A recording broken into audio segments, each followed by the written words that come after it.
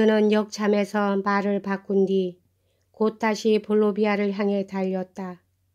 현명한 사람과는 얘기가 통한다는 말은 대체 무슨 뜻으로 했을까?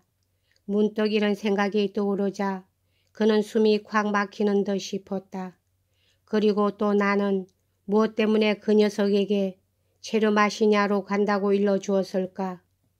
이어코 볼로비아 역에 도착했다. 이반은 마차에서 내리기가 무섭게 역마차 마부들에게 둘러싸였다.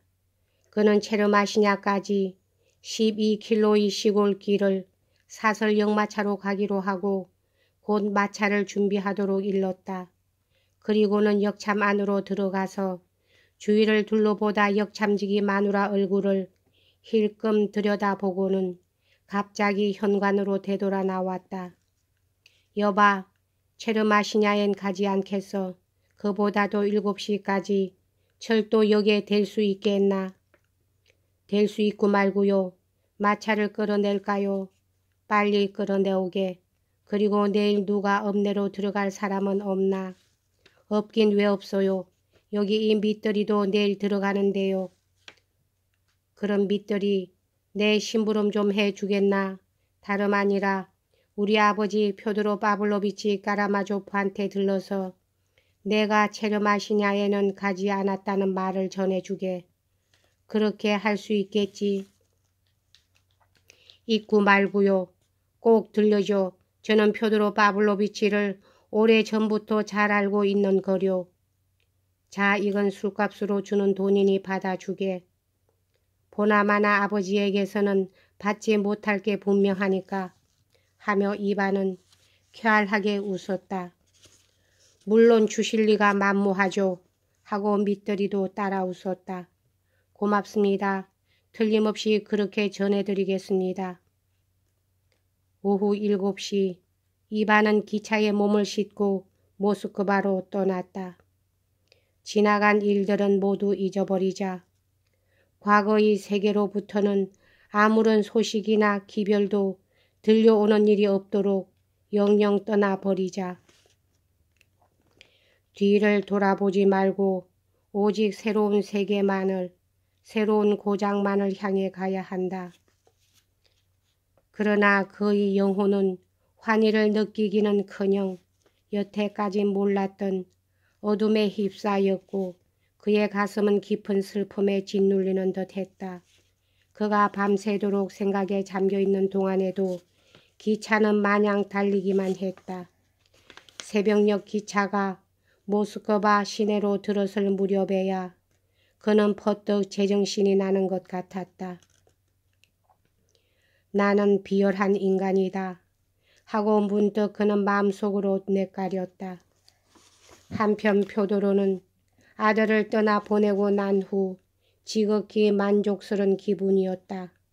그는 행복감에 잠겨 거의 2시간 동안이나 꼬냑잔을 기울이고 있었다. 그런데 벼랑간 더없이 난처하고 불쾌한 사건이 발생하여 표도로와 온 집안 식구들의 마음을 극도로 혼란하게 했다.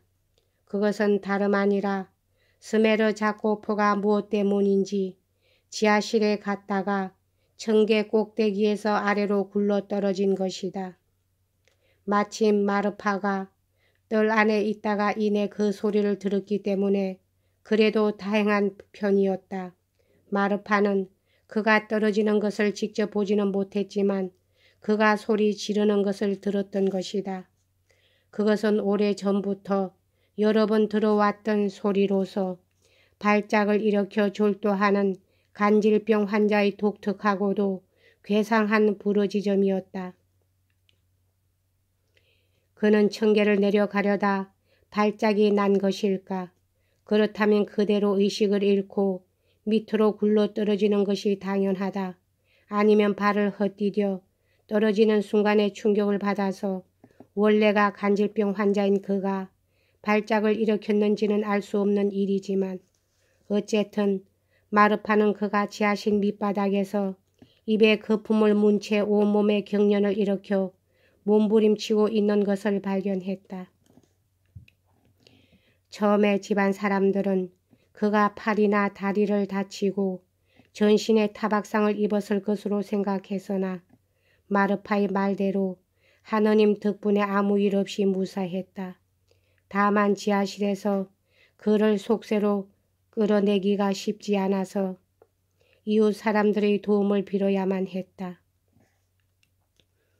이 소동은 표도로도 줄곧 지켜보고 있었는데 그는 몹시 놀라 어쩔 줄 몰라 하는 얼굴로 직접 거들려고까지 했다.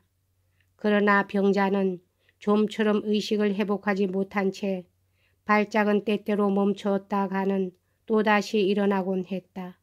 그래서 사람들은 작년에 그가 어쩌다 다락방에서 떨어졌을 때와 같은 사태가 되리라고 결론지었다.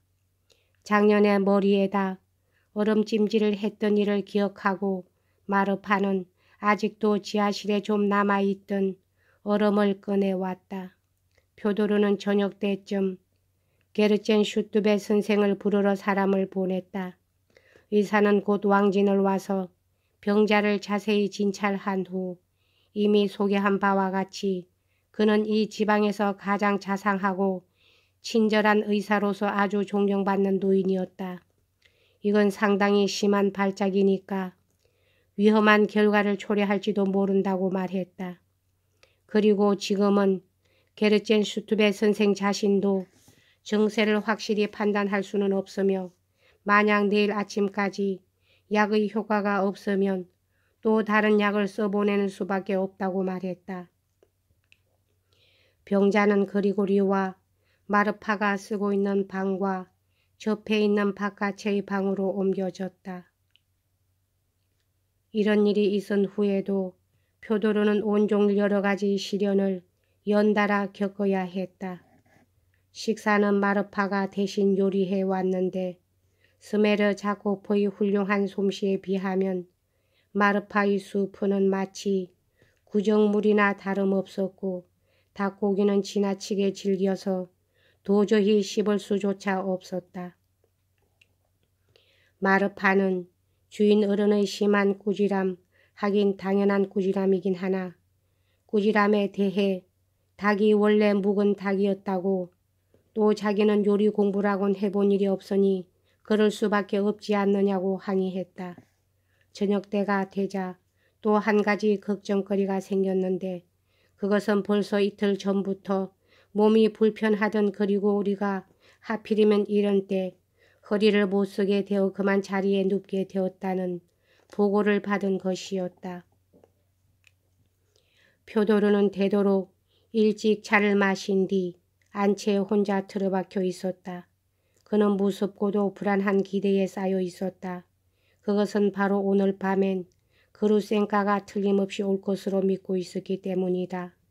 그는 오늘 아침에 스메르 자코프로부터 그분께서 오늘 꼭 오시겠다고 약속하셨습니다.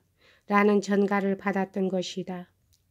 이 끈질긴 노인은 초조한 마음 때문에 심장까지 뛰어 빈 방들을 돌아다니며 연방 귀를 기울이곤 했다.